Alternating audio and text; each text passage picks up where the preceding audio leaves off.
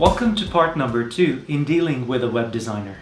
I'm going to continue with the next 5 points which will help you deal with all the challenges when you're talking to a web designer. Point number 6, communicate clearly from the beginning. This is essential because communication is key in everything that we do in life.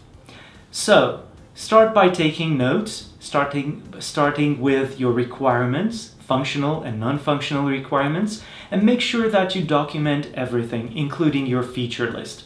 You have all the sets ready in front of you for the day that you meet your designer, so you can talk about the details point by point. And when you do that, you have additional enhancements that you can do to your negotiations, because you can start talking about what upgrades you can do or what other options can be put on the table. So make sure you have everything clear, your communication is clear, and your documentation is clear. Point number 7, do not micromanage the web project. A lot of people micromanage projects in general, and statistics have shown that this will always lead to failure. Remember, if you have selected a professional web designer, they would know what they're doing, and you can safely rely on them to help you manage the project and go about the programming part or the design part without you interfering too much. Another point you need to understand is the web designers are not an extension of your brain or your mind. A lot of people tend to do that, especially entrepreneurs who want to be part of the design process. And they don't understand that most of the time the designer knows better how to deal with things and how to implement things, and you need to give them space so that they can be creative and show their experience to you. Moving on to point number 8, provide continuous feedback. Early feedback is essential, and that has shown that a lot of people are generally vocal towards the beginning of the project. They meet the designer, they tell him or her what they need, and then there's a pause. All during the time where the project is being implemented, there is no communication, no feedback whatsoever with the designer until the day where the project is almost done, and that is completely wrong. You need to have a continuous feedback loop between you and the designer. Make sure that there are certain milestones that you have to achieve, and every time there is a milestone that has started, you need or ended, you need to speak to the designer and give your feedback, and also be involved in every step. Don't skip any step, because it's very important that you do it at each and every milestone. Point number 9, be realistic in your expectations. And that is not only from your side, I would say it's important from both sides, from you and from the designer. The expectations have to be set from day one. So, first of all, from your side, you need to understand that the designer has his time and he has certain limitations on the working hours. So set realistic working hours for him. And also discuss how he's going to go about the milestones that you talked about in your contract.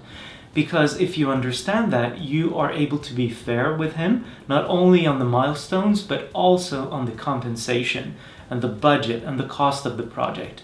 Once you understand everything in detail, you'll be able to understand why he or she is asking for a particular budget for a certain implementation or for a certain feature that you're asking for. Point number 10. Now it comes to the contract. A lot of companies or freelance web designers choose to ignore that part. And sometimes you, as a client, ignore that part completely. And that is wrong. You need to read and review the contract with your designer from day one.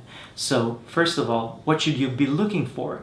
First and foremost, make sure you look for request changes. If it's not mentioned in your contract, make sure you talk to your designer about it. What's the frequency of changes that he is allowing you to do without asking you for more money? Second, make sure you read or discuss options about licensing. Is the code that's going to be produced yours as a customer? Would you be able to reuse it on your sister's website, for example, or on a sister company website that you have? Make sure you discuss that. And also, you need to know what are your upgrade options. Let's say your contract is done, but you want some upgrades to certain features that you didn't think about before, such as adding a blog to your homepage, or even maybe adding some tracking code into your HTML pages. Your designer might want to know that ahead of time so he knows how much he's going to charge you. And also, you need to make sure there is some sort of mention about maintenance and support in your contract. What will happen after your website is delivered? Is your web designer willing to maintain your website, and for how much? Is he willing to support you over a phone because you got stuck while updating WordPress, for example?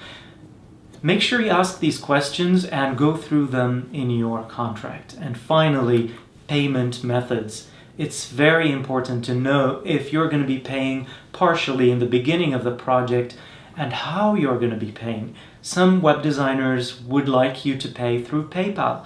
Is your company willing to pay the designer through PayPal, or you would prefer a check? Make sure you discuss these options and see what are your payment options in your contract.